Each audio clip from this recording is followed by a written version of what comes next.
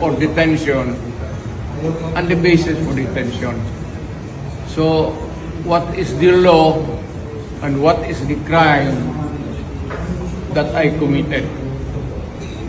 Show to me now the legal basis for my being here.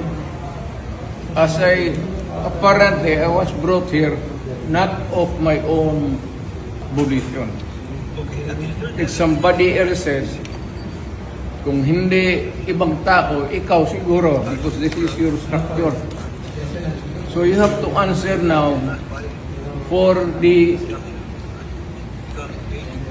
deprivation of liberty. Attorney General naman ngayon.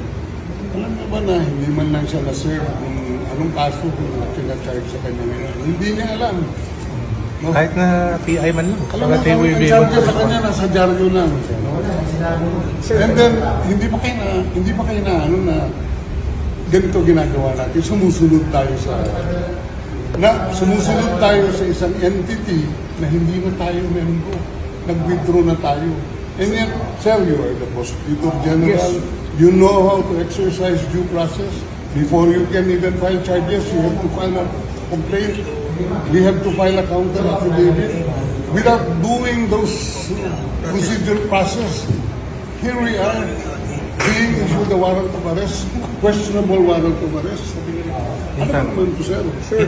There's naman doon blooper, puro